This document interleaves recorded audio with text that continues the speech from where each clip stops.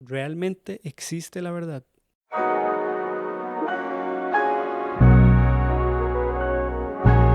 Bienvenido a Lente Nuevo. En este canal exploramos ideas, conceptos, preguntas, filosofamos un poco. Todo esto para llegar a ver las cosas desde una nueva perspectiva, con un lente nuevo. Sumado a esto, yo tomo el reto personal de graficar, de ilustrar la idea o la pregunta a explorar, así que te motivo a ver todo el video para que al final la ilustración cobre sentido. Hoy exploramos una de las preguntas más interesantes que existen, en mi opinión, y de las más importantes y fundamentales que nos podemos hacer como individuos. Y aunque no me lo creas, esta pregunta se responde sola. En el video anterior te pedí abrir tu corazón al explorar la pregunta, la idea, pero en este se trata de abrir la mente. Si la humildad fue la virtud en el video pasado, en este sería el pensamiento crítico y un poco de curiosidad.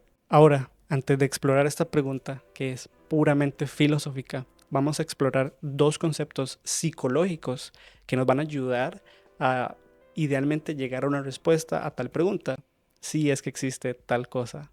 El primer concepto lo mencioné brevemente en el video anterior, se llama disonancia cognitiva. Este fue estudiado por Leon Festinger en 1957. En resumen, es cuando tenemos una incomodidad mental, porque tenemos un pensamiento o creencia en conflicto con otro pensamiento o creencia generalmente contrarios. Esto lo podemos ver de una forma más palpable cuando tenemos una creencia de hacer algo, pero hacemos otra. Esto significa que en realidad tenemos dos creencias y nos molesta, ¿no? Esto al final puede ser positivo porque nos hace idealmente llegar a una conclusión o a una respuesta definitiva. No siempre, pero puede pasar. También es incómodo y retador para nuestro cerebro por la forma en que funciona. Y esto nos lleva al segundo concepto psicológico, el sesgo de confirmación. Este fue investigado por Peter Wason, un inglés, en los años 60. Él es un pionero de la psicología del razonamiento. El sesgo de confirmación es el proceso en el cual el cerebro se enfoca en información que confirma lo que previamente ya pensamos, creemos o hasta preferimos creer, y evita e ignora de alguna forma toda aquella información que contradiga este pensamiento o creencias que tengamos. Esto hace que nuestras creencias sean más resistentes al cambio y que la nueva información que las desafíe muchísimo más difícil de aceptar. Veamos un ejemplo bastante supersticioso ante una supuesta pregunta. ¿Ver un gato negro trae mala suerte? ¿Cómo se vería el comportamiento humano ante tal pregunta bajo el sesgo de confirmación? Si yo creo en esta superstición, para mi cerebro será muchísimo más fácil recordar todas aquellas veces en las que vi un gato negro y algo malo pasó inmediatamente o tuve un mal día, por ejemplo. Claro, como aquella vez que salí de mi cafetería preferida con mi cafecito, caminando a la calle, vi un gato negro al otro lado, crucé la calle, me tropecé con una grieta y me eché el café encima. Y eso que andaba una camisa blanca. Bajo el sesgo de confirmación, yo ignoraré o no prestaré tanta atención a todas las otras ocasiones en las cuales vi un gato negro y no ocurrió absolutamente nada malo, porque esas experiencias no confirman mi creencia. Pasa igual con nuestra preferencia política. Por ejemplo, si yo le voy a X partido, obviamente yo prestaré o estaré más anuente a alguna noticia o número que confirmen que en efecto ese es el mejor partido. Por el contrario, si yo veo algún número o algún estudio, alguna estadística que indique que este partido no está haciendo las mejores cosas para el país, las probabilidades de que yo ignore o hasta desacredite esta información son extremadamente altas. ¿O no? Eso que nos hace inclinarnos a ver o prestar atención a aquello que confirme lo que previamente ya creemos, eso es el sesgo de confirmación. En cambio, deberíamos observar y usar la información disponible a mano para llegar a una conclusión objetiva, una conclusión que puede ser y existir fuera de lo que preferimos, fuera de lo que queremos o no creer. Y ese es el peligro del sesgo de confirmación. Puede hacer que vos, una persona pensante, inteligente, escéptica, se aferre a ideas erróneas por razones incorrectas. Y bueno, estos conceptos psicológicos que acabamos de explorar son fenómenos cognitivos que probablemente vamos a experimentar al hacernos la gran pregunta si realmente existe la verdad. para responder la pregunta de hoy, debemos observar varias cosas, pero una de ellas es la lógica clásica. Esta tiene 3 leyes y podemos agradecer a Aristóteles por ellas. Esta trinidad de principios o leyes están interrelacionados entre sí y vas a ver cómo se construyen entre sí también. Primera ley, la ley de la identidad. Toda entidad es idéntica a sí misma. Por ejemplo, Aristóteles es idéntico a Aristóteles. El sol es idéntico al sol. Este libro es idéntico a este libro. No es un gato, etc. El agua es agua. Si a su composición H2O agregamos alguna molécula de lo que sea, ya no sería agua. Sería otro elemento completamente. A es igual a A. Es lo más simple que podemos explicar esta ley. Es lo que es. No porque el sujeto lo interprete de una u otra manera. Y esto nos lleva a la segunda ley, la ley de la no contradicción. Establece que una proposición y su negación no pueden ser ambas verdaderas al mismo tiempo, en el mismo sentido, en el mismo contexto. En otras palabras, algo no puede ser y no ser al mismo tiempo, en el mismo sentido. Por ejemplo, proposición A. La composición molecular del agua es H2O, negación B. La composición molecular del agua no es H2O. No se puede afirmar al mismo tiempo que el agua es H2O y que no es H2O. La ley de la no contradicción asegura que una proposición y su negación no pueden ser ambas verdaderas al mismo tiempo en el mismo contexto. Sería una falacia lógica de acuerdo a sus mismas leyes. Finalmente, la tercera ley, la ley del tercero excluido. Para cualquier proposición, o es verdadera o es falsa. No hay una tercera opción. Esto significa que no puede existir un estado en el cual una proposición no sea ni verdadera ni falsa. Por ejemplo, proposición, esto es un libro. Negación, este no es un libro. Es una caja o una revista, algo diferente. Aplicación del tercero excluido. Este objeto debe ser un libro o no debe ser un libro. No hay una tercera opción en este contexto específico. O lo es o no lo es. Punto. Como vemos, ya la lógica en sí nos está guiando a encontrar una respuesta a esta gran pregunta que nos estamos haciendo hoy. De hecho, si la lógica en sí no existiera, absolutamente nada tendría sentido. Si la lógica no existiera, no nos podríamos ni siquiera comunicar. No podríamos tomar decisiones correctas o lógicas. No existirían las matemáticas ni sus leyes. No habría un sistema legal o moral. No existiría la ciencia. Entonces, yo te puedo preguntar, ¿existe la verdad? Pero llevémoslo al siguiente nivel. ¿Existe la verdad absoluta? Si te digo que no existen verdades absolutas, ¿esa afirmación sería absoluta o no? ¿Ves cómo la pregunta se responde sola? Si decimos que sí existe, estamos afirmando una verdad que en teoría es absoluta. Pero si decimos que no, de igual forma, estamos afirmando algo de una forma absoluta. En este caso, que no existe la verdad absoluta. Esto crea una paradoja lógica. ¿Sentís la disonancia cognitiva? Bien. Y es que el negar la existencia de una verdad absoluta es en sí una verdad absoluta. Y con este simple pero poderoso ejercicio, descubrimos 2 realidades importantísimas. Número 1. La verdad existe. Número 2, que existen absolutos. Y honestamente esto es difícil de digerir porque en general no nos gusta estar equivocados. Y si existen absolutos, significa que yo puedo estar absolutamente correcto o equivocado con respecto a algo, pero no en todo. De hecho, 2 o más cosas pueden ser verdaderas al mismo tiempo, sin contradecirse. Esto es porque hay tipos de causas, según Aristóteles. Por ejemplo, A. El agua hierve porque las moléculas se mueven rápidamente. Esto sería una causa física. Y B. El agua hierve porque me estoy haciendo un té. Esto sería una causa intencional. Ambas son verdaderas. A y B no se contradicen y existen en el mismo tiempo, espacio. Que no, Lenz, no existe la verdad. Ya. ¿Es eso verdad? Si respondiste que no, esa respuesta se contradiría a sí misma, ya que al afirmar que no existe una verdad, estás proponiendo en sí una verdad absoluta. Esto en sí sería una afirmación autocontradictoria. Ok, hay verdades absolutas, pero solo en ciertos momentos específicos. De nuevo, ¿es eso absoluto? Porque si lo es, demuestra que hay una verdad absoluta constante. Es decir, autocontradice de nuevo la afirmación. Lenz, no se puede saber la verdad.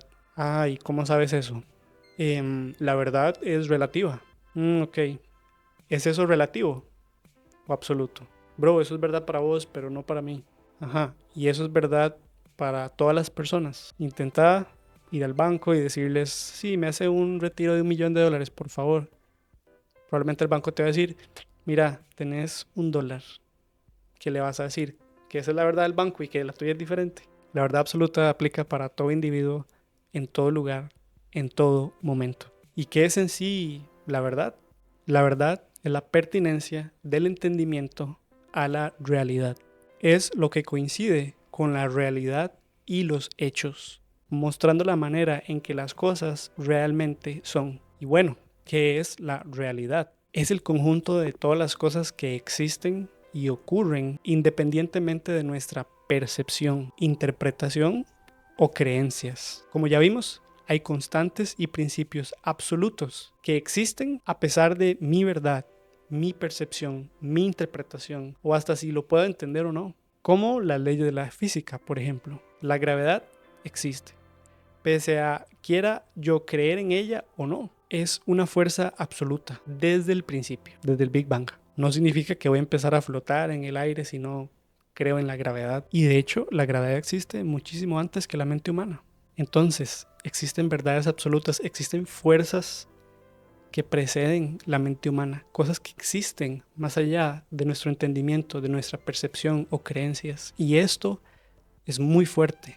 Hay hasta verdades metafísicas. Estas verdades existen fuera de la existencia física. Por eso la palabra meta, que significa más allá de lo físico, de lo que podemos acceder con nuestros sentidos, más allá de la materia. ¿Cómo? La matemática y sus leyes. 2 más 2 siempre va a ser 4. Sin importar mi interpretación, mi percepción, o hasta si yo quiera creer en eso o no. Y contame, ¿dónde están las matemáticas? ¿En la mente humana? Existen desde antes y las hemos ido descubriendo. La verdad absoluta existe en la química, como ya lo vimos con la composición del agua, que es H2O. Esa es una verdad absoluta. Pero en muchísimos ámbitos más, como las leyes de la lógica, la biología, la geometría, la astronomía, no astrología, ¿verdad? Y como mencioné anteriormente, la metafísica. Eso que está fuera del espacio, tiempo y materia. El hecho que exista una verdad absoluta conlleva implicaciones de extrema importancia y trascendencia. Y esto resulta desafiante porque significa que podemos estar completa y absolutamente correctos o absolutamente equivocados en cosas muy importantes. Y es muchísimo más sencillo vivir en ignorancia o relatividad, donde cada quien tiene su propia verdad, donde todo es relativo. Y escuchamos esto más que nunca hoy por las redes sociales. Entonces, esto nos lleva a la siguiente gran pregunta. ¿Existe el bien y el mal? ¿Hay absolutos morales o es todo relativo? La pregunta de la moral es de las más grandes e importantes que nos podemos hacer. Trigger warning. Imagina el crimen más cruel y despiadado que se le puede hacer a alguna persona. Por ejemplo, este crimen para alguna persona en algún momento, en algún lugar, puede ser considerado como moralmente correcto, puede ser algo hermoso, o este crimen es últimamente inmoral y por ende malo. Si tu respuesta es no, no hay ningún contexto en la existencia en el cual este crimen sea algo bueno o moral, vos crees en absolutos morales. ¿Sentís la disonancia cognitiva? Bien, pero si tu respuesta es sí, que este crimen en algún contexto puede ser algo hermoso, creo que hoy es el día de reevaluar tu perspectiva. Estás en lo que llaman un cul-de-sac, un callejón sin salida intelectual, muy oscuro. Probablemente sea un tipo de nihilismo. El nihilismo es una doctrina filosófica que considera que al final todo se reduce a nada y por lo tanto nada tiene sentido. Que la vida no tiene un propósito o un significado inherente. Pero la vida tiene un propósito, ¿o no? Según la lógica. Pero ambas posturas llevan a caminos extremadamente diferentes. Y para la pregunta, si la vida tiene un propósito, solo hay una respuesta absoluta. Pero volvamos a la moral relativa. Hoy en día, hay países en el Medio Oriente, mayoritariamente, donde el ser homosexual es castigado con la pena capital. Y pues es su perspectiva, su opinión, su interpretación del bien y del mal, su moral. ¿Y quién sos vos para decir que ellos están mal? Aquí encontramos el problema del relativismo moral, el contrario de absolutos morales. Hace poco un amigo me dijo que el pecado o lo malo es todo aquello que hacemos que nos sentimos mal de hacer. Y por su contrario, lo bueno es todo aquello que nos hace sentir bien al hacer. Pero imagínate esa perspectiva en alguien como Adolf Hitler o Jeffrey Dahmer, o no nos vayamos muy lejos, 3 países para abajo, Nicolás Maduro, y en general cualquier sociópata. Todos ellos tienen su verdad, y dentro del relativismo moral, donde no existe el bien o el mal, donde no hay una moral absoluta, técnicamente no están mal o hacen algo inmoral, porque no existe tal cosa. Todo es relativo. No, pero Lenz, la ley nos dice qué es lo que está bien y qué es lo que está mal. Hace 200 años era perfectamente legal tener esclavos. Eso lo hacía moralmente correcto. ¿Quién sabe qué cosas son hoy legales que en unos años no lo serán? Y viceversa. Ok, bueno, es lo que la mayoría piensan que está bien y que está mal lo que define la moral. Ya. Y en la Segunda Guerra Mundial, en Alemania, aplica esta lógica. Lo que la mayoría piensa no dicta lo que es moralmente correcto necesariamente. Ok, mae, la idea es que la humanidad siga avanzando como sociedad y eventualmente florecerá, como lo explica Nietzsche con el concepto del Übermensch, el superhumano. Ya. Y eso es algo bueno. ¿Por qué? No podemos decir que algo es bueno o malo si no existe un estándar absoluto de eso, sino es solo bueno o malo según algo relativo, y ya vimos que eso no funciona. Entonces, si existe un moral absoluto, ¿de dónde viene? Si es algo que no es físico, esto nos hace pensar entonces en lo metafísico, en todo aquello que está fuera del tiempo, el espacio y la materia. Entonces, ¿qué hay de la verdad en la metafísica? ¿Cómo se ve la verdad en las diferentes cosmovisiones? Porque con lo que hemos estado explorando es imposible no hacernos la pregunta: ¿Dios existe? ¿O absolutamente existe? ¿O no?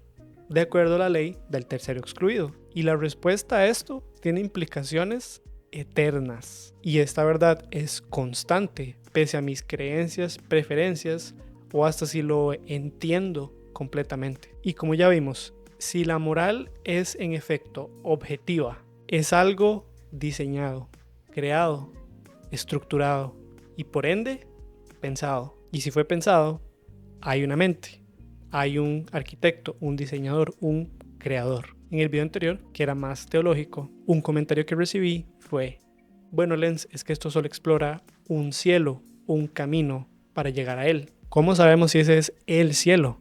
Si no es que hay varios. Bueno, de esto sabemos que hay una verdad absoluta, entonces todo bien. En general, las cosmovisiones, las religiones, sea el hinduismo, budismo, taoísmo, cristianismo, islam, pueden sonar superficialmente similares, pero fundamentalmente son extremadamente diferentes. Por ejemplo, en el cristianismo Jesús muere y resucita. En el islam no resucita. Por lógica, es una o la otra. En el hinduismo hay millones de dioses. En el budismo no hay tal cosa. Y de hecho, el decir que todas estas cosmovisiones, que todas estas religiones están mal, es en sí mismo una cosmovisión. Lo mismo en decir que todas las cosmovisiones, que todas las religiones llevan al mismo lugar, que todas tienen un poco de la verdad. Eso en sí es una cosmovisión excluyente de todas las demás. Y es que esa es la cosa. Todas las cosmovisiones, por su naturaleza, son excluyentes de todas las demás, porque presuponen ser verdaderas. Y sí, esto incluye la fábula del elefante y los ciegos. Por ejemplo, si 1 millón de personas en tu país afirman ser el presidente, eventualmente vamos a poder identificar quién es y quién no es. A menos que, bueno, no nos sirva encontrar al presidente o no queramos. Pero esos son otros 100 pesos. El punto es que deberíamos buscar la verdad. Si estás frente a la puerta de tu casa y te dan 1000 llaves, vas probando una, la otra, eventualmente encontrás la que abre la puerta. ¿Deberías seguir probando todas las demás llaves? Bueno, esa es tu decisión. Tal vez no te gustó la llave, tal vez no era de tu preferencia, pero eso no cambia la verdad objetiva de que esa es la llave que abre la puerta. Buda dijo en el Dhammapada: investiga por ti mismo y encuentra la verdad. Confucio dijo en los Lunyu: no soy un hombre que sabe, sino un hombre que busca. Guru Nanak dijo en Sri Guru Granth Sahib: la verdad es alta, pero más alto es vivir en la verdad. Jesús dijo: yo soy el camino, la verdad y la vida. Nadie viene al Padre si no es por mí. Y bueno, de estos que mencioné es el único que resucitó y dejó una tumba vacía. Y esto es o absolutamente cierto o falso. Una o la otra. Al igual de lo que se exploró en el video anterior. Que si por cierto no lo viste, te dejo el link en la descripción y al final del video. Pero lo que se exploró y su conclusión es o absolutamente verdadera o falsa. Y a nosotros nos toca hacer nuestra parte. Ya estamos grandes. Que la verdad y los absolutos existan son buenas noticias. Puede sonar un poco abrumador al principio, pero al final es bueno. Por ejemplo, podemos tener certeza y confianza. Si existe la verdad absoluta, hay un ancla sólida en la cual podemos basar nuestras creencias y nuestras acciones, evitando el caos que trae la relatividad total.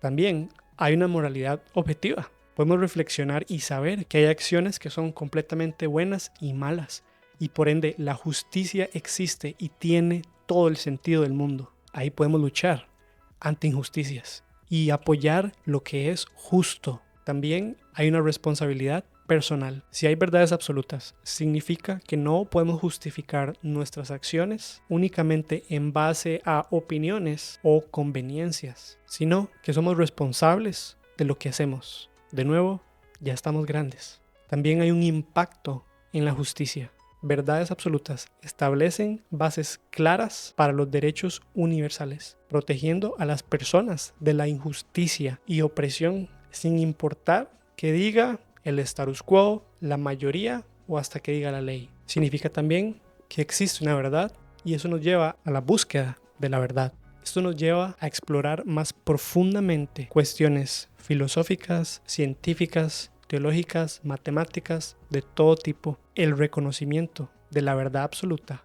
puede guiar nuestras vidas con mayor claridad y sentido de propósito.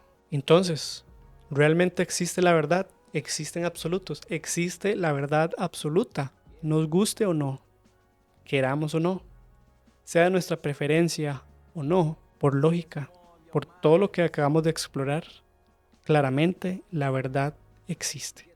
Si te gustó o no este video, hacémelo saber con un like o un dislike. O mejor aún, te suscribís al canal. Si te quedó alguna duda o algún comentario, hacémelo saber en los comentarios. Y si lo quieres hacer de forma anónima, también dejo el link de Not Gonna Lie en la descripción para que hagas tus comentarios y preguntas sin miedo alguno. También al final está la ilustración del video, ahí se las dejo. Y con esto me despido. Busquen la verdad, porque la verdad los hará verdaderamente libres. I lean into the divine, mellow rhythms in my heart, his promise intertwined.